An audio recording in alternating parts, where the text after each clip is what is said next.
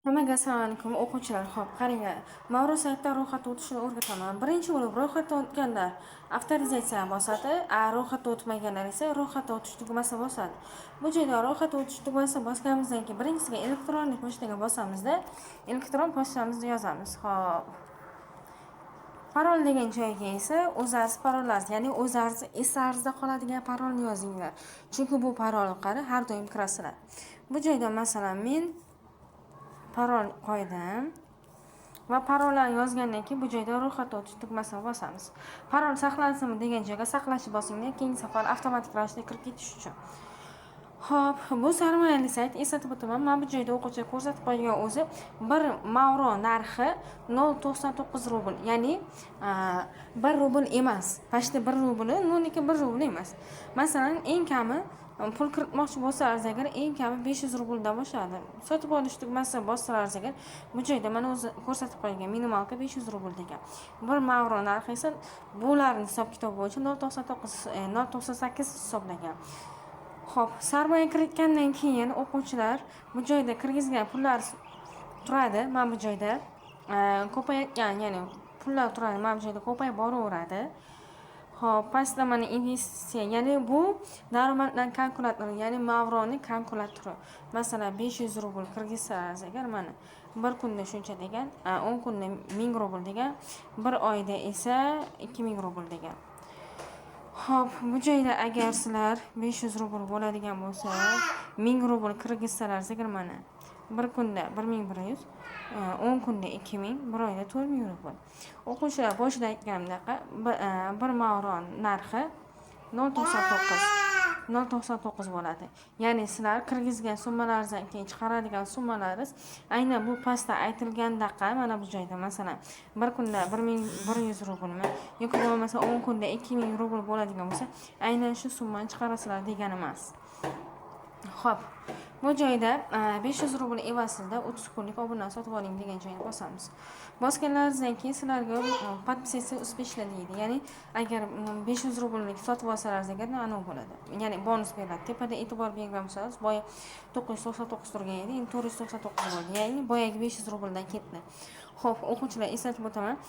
Kashilok degan joyga pastga bosgandan keyin bu joyda xohlasangiz agar sarmoya kiritishda to'ldirish degan joyga bosasizlar, olib tashlash degan joyga pullaringizni yechib olasizlar. Mana bu joyda esa kirgizgan pullaringiz istoriyasi, bu joyda esa chiqargan pastdagilarga chiqargan turadi.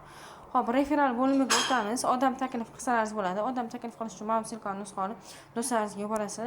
Do'stlaringizga yuborganlaringizdan keyin minimalka o'zi qanchadir rubldan bonus beradi. Xo'p, bu joyda esa so'roqchi joyga bossangiz agar mavro haqida ma'lumotlar berilgan, qanday pul ishlashlari haqida. Va bu joyda bonus bo'limiga o'tsangiz agar bonus, ya'ni referallar orqali. Masalan, 10 ta faol referal, ya'ni 10 ta odamlar 500 rubldan kirgizsaga 2000 rubl bonus beradi. 30 ta odam 30 ta odam kirgizsangiz, 30 ta odam pul kirgizsa, ya'ni sarmoya kirgizsaga 10000 rubl bonus beradi. Bu joyda esa 2x ko'paytirish degan. Bu narsani hali qilib ko'rganim yo'q. Mana o'sha tarjimasida sizlar ko'rsatyapti. 2x dan ko'paytirish mumkin deyapti. Masalan, miqdorni kiriting degan joyga 2000 kiritadigan bo'lsangiz, qanchadir ko'paytirib berish mumkin. Va bu joyda sizda faol obuna bo'lish kerak deyapti. Keyin siz kamida bir marotaba sotib olishingiz kerak. E'tibor bergan bo'lsangiz agar mana bu joyda menga bittasi pichka turibdi, ikkalasida x turibdi. Ya'ni men hali mavro sotib olganim yo'q. Va sizda bitta faol yo'llanma, ya'ni bitta referal bo'lishi kerak. U referalni esa mana bu silka orqali taklif qilasizlar. Va o'quvchilar eslatib o'taman, hamyon bo'limiga o'tganlaringizdan keyin mana bu joydan olib tashlash degan joyga bossalaringiz agar o'zi ko'rsatib qo'ygan to'lovchi degan joyga bosamizda. Xo'p, bu joyda aytilgan mana pul mablag'larini olish uchun pulni olish miqdorini 1000 rubldan, ya'ni eng kami 1000 rubldan payer hamyoningizga olishingiz mumkin degan. Ya'ni mana pul olish miqdori payer hamyoniga olish kerak va yechib olish miqdori degan joyga mana bu joyga bosasizlarda 1000 deb yozasizlar. Payer hamyonlaringizni bu joyga yozasizlarda, keyin pulni o'tkazish to'g'risida ariza yuboringizlar. Ular tekshirib payerlaringizga tashlab beradi. Qanchadir miqdor, ya'ni qanchadir kun hisobida. 30 daqiqadan, ya'ni 5 soatgacha degan uzog'i. Xo'p, shunaqa qilib ishlasa bo'ladi. O'quvchilar bu joyda bonuslarsiz mana ko'rsatib qo'yilgan. Obunangiz 30-sani shu oygacha faol degan. Ya'ni sizlar pul kiritsangiz agar o'sha joyda ko'rsatib qo'yadi. Ya'ni 1 oyda 1 oy sizlarga bu narsa faol turadi. 1 oydan keyin pullaringizni ko'paytirib yechib olsangiz bo'ladi. Eslatib o'taman, agar sizlarda referal so'rasa agar ikkinchi profillaringizga kirib turib referal qilsangiz bo'ladi. Lekin mana bu joyda 2x degan joyga o'zi aytib qo'yilgan, quyidagi shaklda kiritilgan istalgan miqdorda darhol 2 ga ko'paytirishingiz mumkin va bu yerda siz butun vaqt davomida bitta hisob uchun pulni faqat bir marta ko'paytirishingiz mumkin degan. Ya'ni bu degani bitta telefonda 2-3 ta profil ochib turib ko'paytirasizlar degani emas. Bitta telefonda bitta hisob bilan ocha olasizlar xolos.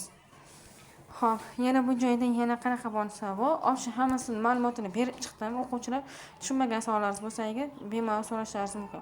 Va mana bu joyga bossangiz agar Telegram kanaliga olib boradi. Masalan, bosamiz. Telegram kanaliga olib bordim. Ma'lumotlar berilgan, ko'rgan narsa mana. O'sha odamlar pul kiritib ishlashni boshlagan. Hamma narsani ko'rsatib borgan, ma'lumotlarni agar ruscha tushunmasangiz agar ustiga bosib turib kopirovat qilib, nima deydi, переводчик orqali tarjima qilib ishlasangiz bo'ladi. Ya'ni tushunib olsangiz